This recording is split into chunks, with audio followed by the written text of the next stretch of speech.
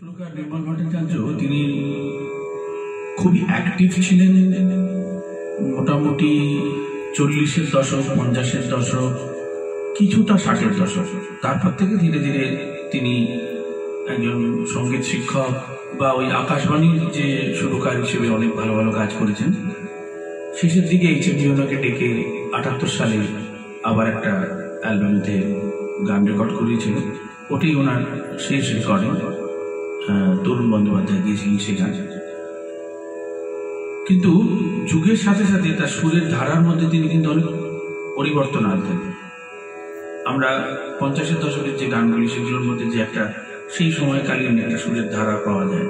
এখন আমি যে গানটা শোনাবো তার মধ্যে অনেক 70-এর দশকের গানের যে ওই সময় যেরকম গান আমরা মানবেন্দ্র মুখোপাধ্যায় বা মান্না দে বা সতীনারায়ণ মুখোপাধ্যায়ের কণ্ঠে শুনেছি, সেই ধরনের গানের প্রভাব, মানে ওই সমকালীন যে একটা ধারার সাথে নিজেকে উনি মিলিয়ে নিতে চেষ্টা করেছিলেন, তার কিন্তু একটা প্রভাব পাওয়া যায়। তো এই গানেতে তার প্রকাশ আছে। আকাশবাণীর জন্যই এই গান উনি করেছিলেন। আমি ঠিক বলতে পারবো না সেটা রঙ্গগীতি বা এ মাসের গান কিছু একটা হবে। এবং এই গান অনেক পরে উনি গত হওয়ার পর ওনার এক ছাত্র, বিশিষ্ট, মানে ছাত্র বললে ভুল হবে, শিষ্য বা পার্ষদ বলা উচিত, সমীর সেনগুপ্ত, তিনি আমার একজন অন্যতম গুরু ছিলেন। তার কাছে আমি দাদুর অনেক গান শিখেছি, যেগুলি দাদু পরে সুর করেছিলেন শেষের দিকের ওনার। সেই গানগুলি কিন্তু ওনার কাছ থেকে আমি সংগ্রহ করতে পেরেছিলাম। উনি আমায় খুব যত্ন করে শেখাতে আসতেন প্রতি সপ্তাহে, এবং আমি এই গানগুলি পেয়েছি সেখান থেকে। রথীন দাস এই গানের গীতিকার।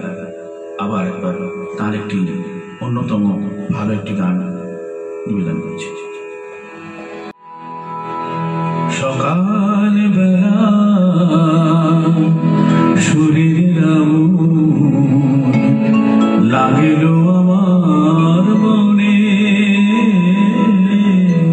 সকাল বেলা সুরের লাগিল আমার মনে, তোমার চোখে বাণী আলিঙ্গনে, সকাল বেলা সুরের ফাগুন লাগিল আমার মনে, তোমার চোখে বাণী আলিঙ্গনে,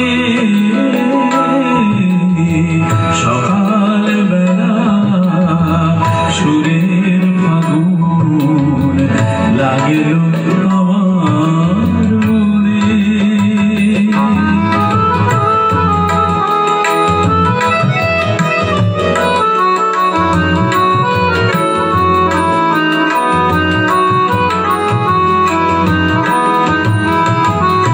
তুমি এসে সুর নিয়ে এলে আমার হেথায় ফুলের ডালি মেলে, তুমি এসে সুর নিয়ে এলে আমার হেথায় ফুলের ডালি মেলে, মনে মনে ডাকলে আমায়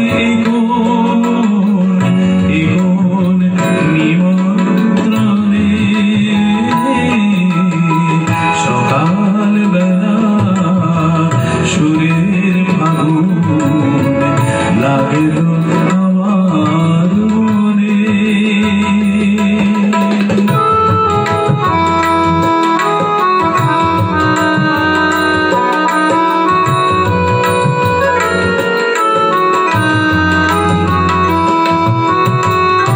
আকাশে আজ তোমার কথাই ভাসে,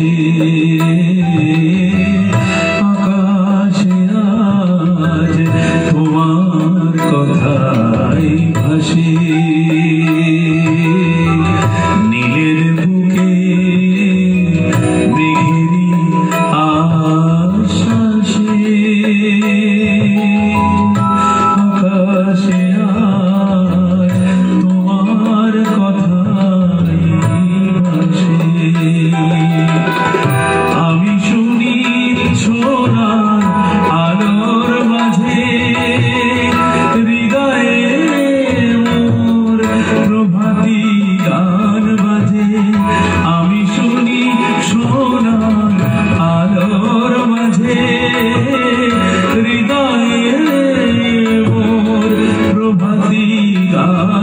রে